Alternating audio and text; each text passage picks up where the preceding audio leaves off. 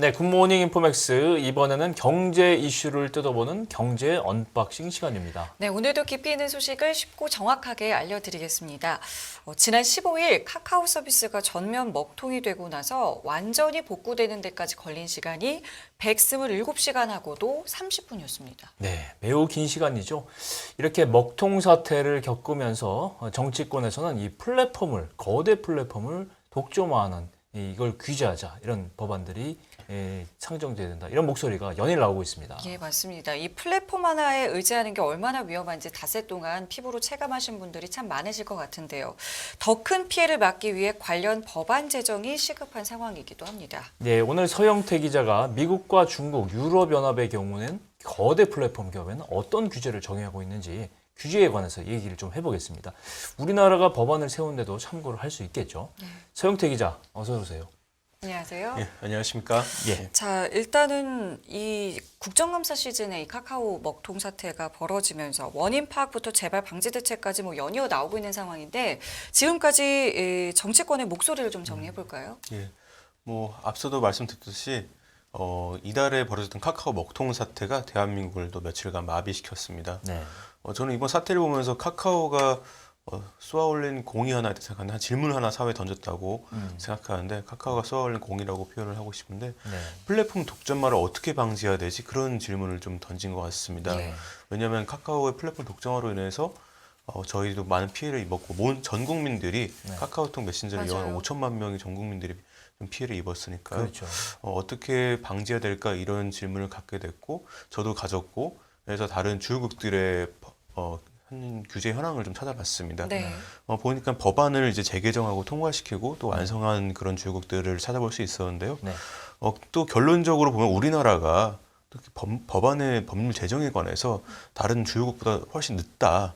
예, 늦다라는 거를 제가 좀 결론적으로 먼저 말씀을 드릴 수 있겠습니다. 네. 데이터 센터 이중화를 실패했다. 이런 식으로 이제 좀 기술적인 원인은 또 나왔는데 네. 또 그래도 좀 전체적인 좀 큰 구조적인 이야기를 좀 드리자면은 특히 인수합병에 관해서 좀 말씀을 많이 드려야 될 것 같습니다. 네. 또 기업 결합을 통한 플랫폼 독점화가 또 원인 중 하나였다고 큰 원인이었다고 말씀을 드릴 수 있겠는데요. 그러니까 이것저것 다 하니까 이것저것 다 안 됐다. 아우. 예, 그렇게 표현을 할 수 있을 것 같습니다. 한기정 공정거래위원회 위원장은요, 지난 20일 국정감사에서 위원장 역시도 플랫폼 독점화를 카카오 사태가 영향을 미쳤다면서 네. 독점화를 규제할 필요가 있다고도 얘기를 했고요. 그러면서도 이제 윤석열 대통령께 플랫폼 시장 독과점 해소 방안을 또 보고를 했습니다. 네. 여기에도 이제 무분별한 사업 확장을 차단하기 위해서 기업 결합 관련 내용이 또 포함이 됐었습니다. 사실 기업에서 신사업을 추진하거나 사업 영역을 넓히는 데 있어서 국회라든가 국정감사라든가 대통령까지 나설 일은 솔직히 아니잖아요. 그렇죠. 그렇죠. 그럼에도 불구하고 우리나라 거대 플랫폼 기업들이 사업 확장을 할 때 이렇게까지 국민적인 관심이 이슈가 되고 있는 배경이 뭘까요? 플랫폼 기업이 일단 너무 이제 비판만 할 수 없는 거는 있죠. 일단 소비자 편익을 증대시킨 부분은 있습니다. 네. 근데 그 기반에 이제 기업 결합이 있었어요.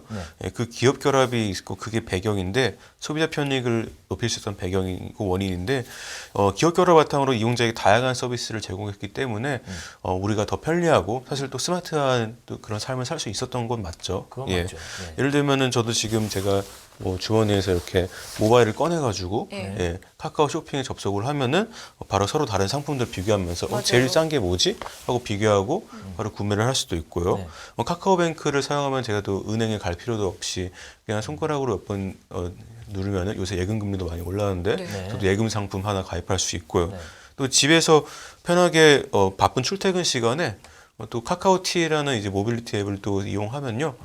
사실 저 오늘 아침에도 이용을 했는데요.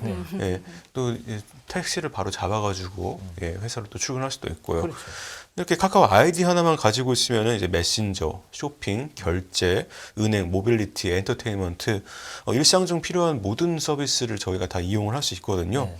그래서 저도 그렇고 실장님도 그러실 테고 앵커님도 그러실 테고 다 이제 플랫폼에 의존을 크게 하게 되는 거죠. 맞아요. 예. 그렇기 때문에 의존을 하는 만큼 먹통 사태 속에서 소비자가 생활 전반에 걸쳐서 이제 큰 불편을 겪었습니다. 그러니까 이제 생활 전반에 걸쳐서 큰 불편을 겪었다는 게 생활 전반에 걸친 모든 영역에서 사업을 하고 있다는 거고, 그래서 이제 플랫폼의 무차별적인 사업 영역의 확장, 그리고 또 확장을 꾀하기 위한 인수합병 등이 문제가 된 이유입니다. 맞아요. 네. 저도 이번에 먹통이 되고 나서 예. 아, 내가 이 정도의 의존도가 있었나라는 네. 생각을 했고 새삼 느끼게 되죠. 맞아요. 네. 의존도가 높았던 만큼 피해가 예. 컸을 수밖에 없는데 그렇기 때문에 이 사업 확장에 대해서 이제 저희가 관심을 갖게 되는 건데 다른 나라의 사례를 많이 준비해 오셨잖아요. 일단은 예. 어떤 문제점이 좀 제기가 되고 있나요? 예. 저도 이제 국제부 출신이다 보니까 또 다른 나라 사례가 먼저 어떻게 될까 이렇게 먼저 생각이 좀 들더라고요. 예, 예. 그래서 플랫폼 기업의 이제 공격적인 인수합병과 독과점 문제는 우리나라 문제만이 아닙니다. 네. 예. 미국, 유럽연합, 중국 등에서는 이제 혁신이 혁신을 막는다 뭐 그런 컨센서스 속에서 혁신의 결과물인 플랫폼 기업이 이제 시장 지배력을 이용해서 혁신을 저해한다 이런 비판이 나오고 있습니다. 따라서 이제 해외 주요국 당국들은 이제 플랫폼 독과점 문제를 해결할 방안들을 또 우리나라와 마찬가지로 연구를 하는데 또 한 발 더 나아간 게 뭐냐면은 관련 법안들을 이제 통과시키고 있거나 아니면 통과를 시켰다는 거죠. 네. 예. 사실 뭐 카카오보다 해외에서 더 큰 거대한 플랫폼들이 그렇죠. 많잖아요. 맞아요. 대표적으로 미국의 페이스북, 네. 유튜브 뭐 말할 것도 없고 훨씬 큰 예. 구독자 수, 뭐 예. 사용자 수를 가지고 맞습니다. 예. 있는데 과연 미국에서는 어떻게 이들을 규제하고 있는지 궁금하죠. 예, 사실 미국이 가장 세계 모든 나라들이 참고하는 사례인 것 같습니다. 미국의 경우는 미 하원에서 예. 지난해 6월에 플랫폼 반독점 패키지 5대 법안이 나왔는데요. 이 5가지 법안 중에서 이 중에서 플랫폼 경쟁 및 기회에 관한 법률이라는 이름의 법률이 있어요. 이게 인수합병 관련된 법안입니다. 네. 예, 그 미 연구기관이 CSIS 보고서를 좀 이용해서 내용을 좀 설명을 드리고 싶은데요. 네. 예. 어떤 내용인지 좀 부탁드릴게요. 미국에서도 이제 인수합병이 지난 수십 년, 40년간 빈번해지는 추세였고, 네. 특히 네트워크거나 규모의 경제에 영향을 받는 사업에서 좀 인수합병이 빈번해지고 있다고 이렇게 연구소는 분석을 했습니다. 네. 플랫폼 기업이 인수합병을 통해서는 단기적으로는 데이터랑 지적재산권 IP 그리고 인재를 확보할 수 있어요. 네. 근데 무엇보다 현재의 경쟁사 혹은 미래의 잠재적인 포텐셜한 경쟁사를 제거를 할 수 있는데 그게 가장 얻게 되는 이익 중 하나인데 그걸 이제 킬러 M&A라고 하거든요. 그렇군요. 예, 한마디로 경쟁사 사버리기 네. 예, 이런 겁니다. 네. 근데 이렇게 플랫폼의 시장 지배력이 이제 강해지면서 소비자는 이제 경쟁 업체들이 다 없고 어떤 독점만 체제로 구다하다 보니까 선택지가 적어지고 네. 또 독점을 하면은 굳이 또 서비스 품질을 높일 이유가 더 없어질 그렇죠. 테니까 그렇죠. 서비스 품질이 나빠지고 또 그만큼 또 산업 내 혁신이 또 감소하는 거죠. 네, 혁신 기업들 스타트업 다 사버렸고 네. 또 더 이상 혁신을 이룰 뭐 동인도 없어지면은 그렇죠. 예, 플랫폼은 혁신의 아이콘인데 네. 뭐 혁신을 막고 있는 거죠. 네. 예. 그래서 이제 이 법률이 이러한 점을 예방하는 데 목적을 두고 이제 빅테크들 우리 투자자분도 관심 많은 빅테크들의 인수합병을 규제를 하는데요. 네.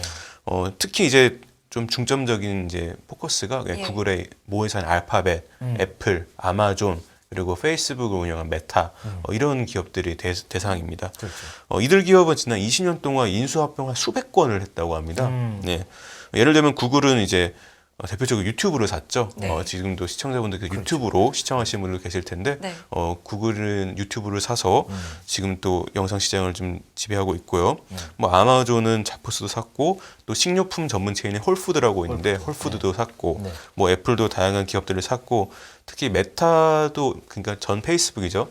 메타 인스타그램을 매수를 했는데 인스타그램, 페이스북 워낙 우리나라도 많이 쓰니까 다들 아실 텐데 인스타그램이 사실 인스타그램 매수가 킬러 M&A 대표적 사례라고도 할 수 있을 것 같습니다. 예.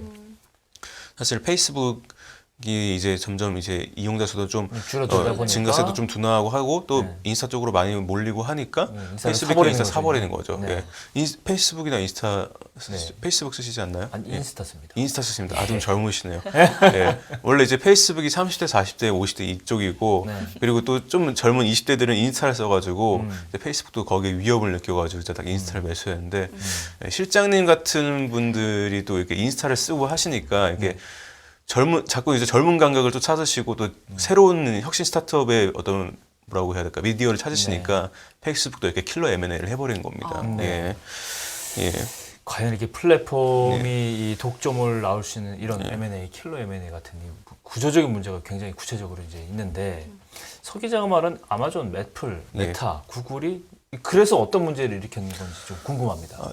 뭐 그거는 너무 이제 자명하죠. 자명하지만은 좀 정리를 드리자면은 이 빅테크 네 곳이 인수합병을 통해서 네. 검색 엔진 시장을 장악했고요. 네. 우리나라는 이제 네이버가 있지만 사실 전 세계적으로 보면은 검색 엔진을 뭐 구글이 거의 뭐 80%였나? 정확한 숫자는 기억 안 납니다. 그렇죠. 80% 네. 독점했고요.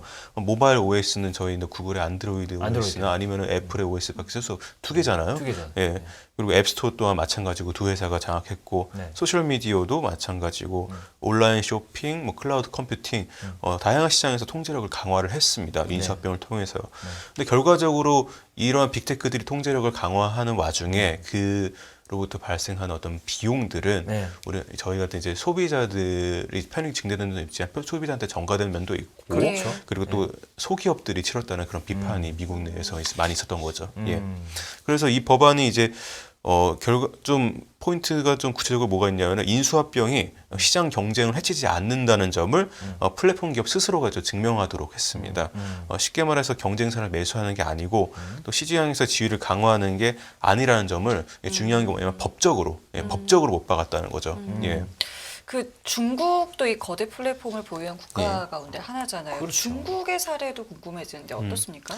예, 중국도 뭐 세계에서 인구 규모가 뭐 인도에 이어서 2위고 뭐 2위죠 지금 역전이 됐죠. 예, 2위고 뭐 세계 경제 규모도 2위고 중국도 플랫폼 기업의 규제 칼날을 겨눴는데 지난 6월 중국 전국 인민대표대회 상문위원회 그러니까 우리나라 치면 국회입니다. 예, 국회라고 네. 쉽게 생각하시면 되겠고. 반독점법 개정안을 통과시켰는데 15년 만에 처음으로 이 법안을 또 개정을 했다고 합니다. 네.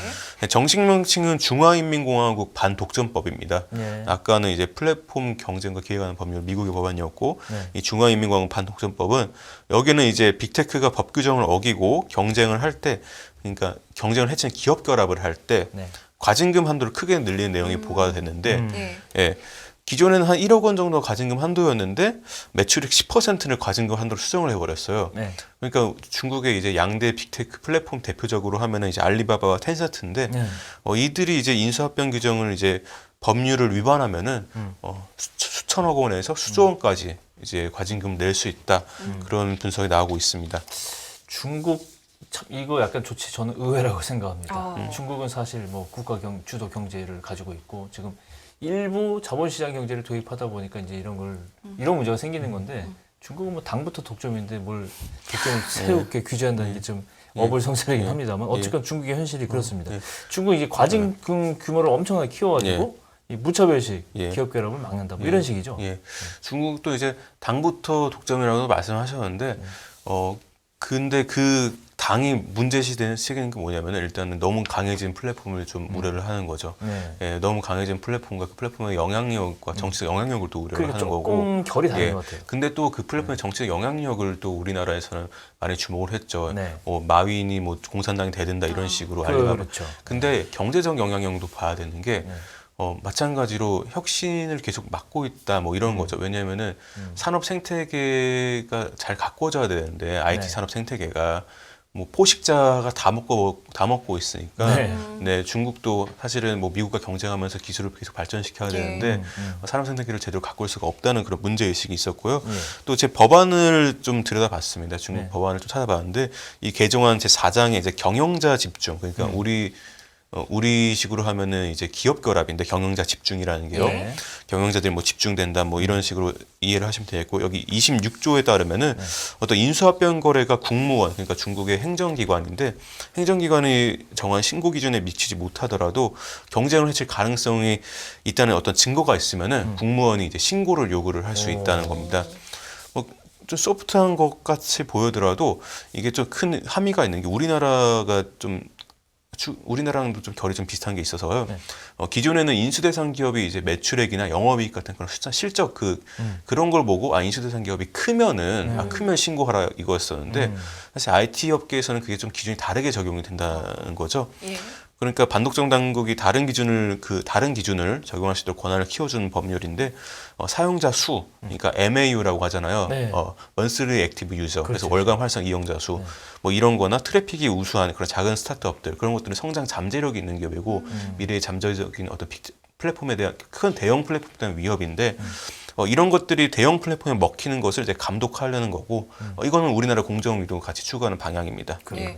이 법안으로 실제로 인수합병이 무산된 사례도 있었는지 궁금해요. 예, 물론 있었습니다. 예, 사실 중국은 지난 2020년부터 인터넷 기업 규제 기조를 강화를 했었어요. 중국 인터넷 기업에 꾸준히 투자를 하셨던 분이라면 다 아실 텐데, 뭐 주가가 또 많이 떨어지기도 했었죠. 네. 예, 이에 따라 이제 굵직한 인수합병이 몇 건이 이제 무산을 됐었는데 사례를 들어서 이제 말씀드리자면요. 지난해 중국 최대 게임 회사이자 투자 회사 아까 말씀드린 텐센트가 계열사 간 합병하려고 했는데 그걸 금지가 됐었어요. 예. 텐센트가 지배하고 있는 후야와 더우이라는 이 두 회사가 있는데 네. 우리나라에서도 게임을 이용하시는 이제 시청자분들은 아실 텐데 아마존의 트위치 같은 게임 방송 플랫폼입니다. 네. 게임 방송 플랫폼 중에서 양대 산맥이었는데 이 두 회사를 합치려고 이제 경영자 집중 승인 신청을 딱 냈는데 이제 거부가 된 거죠. 네. 그래서 이 사건을 두고 이제 중국 언론의 경제참고보라는 데를 좀 보니까 이 사건은 이제 중국 내 플랫폼의 독점 그리고 자본의 무질서한 확장을 예방하는 어떤 중요한 본보기였다. 이렇게 논평을 했습니다. 예, 중국도 그러니까 니네 합병하면 엄청난 독과점 규모가 돼버리니까 이제 하지 마라. 허가할 수 없다. 이런 강력한 메시지를 보낸 건데 플랫폼 독점을 방지하는 법안은 뭐 유럽연합도 마찬가지일 것 같은데 어떻습니까? 유럽연합도 마찬가지입니다. 유럽연합도 이제 플랫폼 기업을 규제할 법안을 통과를 시켰는데요. 대형 IT 기업의 독점 전관행을 금지시키는 디지털 시장법, 디지털 시장법 DMA라고 줄여서 얘기하고요. 유럽의회가 지난 7월에 처리를 했습니다. 여기에도 M&A 관련 내용이 당연히 들어갔습니다. 인수합병 활동 자체를 규제하는 건 아닌데 여기도 이제 신고 의무를 또 명확히 했거든요. 그래서 이제 기업들의 딜에 상당한 영향을 줄 것으로 보이고 있고요. 여기도 이제 중국과 비슷하게 빅테크가 디지털 시장법을 어기는 경우에는 EU가 이제 해당 기업의 매출 중 10%를 벌금으로 이제 부과할 수 있게 또 법안에서 이게 명시를 했습니다. 예. 다시 그럼 우리나라로 돌아와서 이때까지 우리나라는 그럼 이런 반독점 규제법이 분명히 있었을 텐데 뭐 이런 이 정도로 강력하지 않았던 겁니까? 어떤 겁니까, 여러분? 그러니까 이 우리나라 법안에 대해서도 이제 좀 말씀드릴 건데 앞서서 이제 미국, 중국, 유럽 연합이 그 플랫폼 기업 인수합병 어떻게 규제하는지 설명했는데 이들 국가는 앞서서 말씀드렸듯이 문어발식 확장을 이제 멈추기 위해서 법안을 통과시키고 있거나 통과를 시켰죠. 근데 우리나라도 좋은 질문을 해주셨는데 충격을 받았고 카카오 먹통 사태로 인해서 플랫폼 기업의 M&A와 관련해서 규제를 이제 정비하고 있긴 합니다. 정비하고 있긴 한데 법안은 좀 미비합니다. 다른 나라보다 좀 늦은 거죠. 강도가 약하다. 예, 법안은 미비하고 이제 행정규칙 정도 고치고 있는 건데 결론적으로 말씀을 드리자면은 공정거래위원회가 이제 일반 기업의 인수합병에 대한 법안이 있었죠. 법안이 있었고 규제가 있었는데 이거랑은 별개로 이제 온라인 플랫폼 사업자에게 따로 적용하는 플랫폼 결합 기준을 따로 만들겠다고 했습니다. 없었다는 얘기네요. 네, 법안이 없었다기보다는 이거는 이제 그 심사 지침을 고치겠다는 거고 법안에 이제 하위에 있는 행정 규칙인데 그러니까 아까도 이제 설명을 드렸던 것처럼 그 매출액이나 어떤 자산 규모만으로 인수 대상 기업을 평가할 수 없고 그 딜의 규모를 평가할 수 없기 때문에 그 다른 나라 사례처럼 비슷하게 이제 플랫폼 기업과 M&A로 독과점이 얼마나 발생하는지는 이제 당장의 매출액뿐만 아니라 서비스 가입자 수, 이용자 수, 그리고 트래픽 뭐 이런 것들을 보겠다는 겁니다. 다른 나라와의 그 규제 방향이 좀 비슷한 것입니다. 예. 근데 이제서야 정비를 한다는 건 좀 전에 지적을 해주셨습니다만은 그동안 규제가 굉장히 좀 느슨했다라고 저희가 이해를 할 수밖에 없겠군요. 지금 상황에서. 예, 그렇죠. 뭐 이제 느슨했던 포인트 이제 두 가지가 있는데 이렇게 행정규칙을 고치는 것과 또 이제 법안이 아직 좀 다른 나라에 비해서 좀 미비했다는 것을 얘기했었는데 따라서 이제 카카오가 그동안 유망 스타트업을 인수할 때 심사를 이제 쉽게 통과를 했습니다. 그 2018년에 카카오 계열사가 72개였는데 올해 10월엔 128개로 늘어났다고 합니다. 예. 근데 이제 그러니까 그만큼 뭐 우리나라 지금 정치권 대응이 이제 그리고 또 규제 당국의 이제 규제가 충분치 못했다는 지적이 나오고 있는 게 이러한 급속한 성장을 우리가 좀 깨닫고 극성장으로 인해서 우리가 또 피해를 봤으니까 다시 조명을 받고 있고요. 네. 그래서 공정위가 제시한 어떤 기업 결합 심사 기준 개정에도 이제 주목을 받고 있는데 주목을 받으면서도 이제 비판이 나오는 게 이제 법률 재개 적용이 아니라 고시를 새로 고치는 수준, 그러니까 행정 규칙을 그냥 새로 고치는 그 정도에 불과하니까 이제 좀 주목을 받고 또 비판이 나오고 있습니다.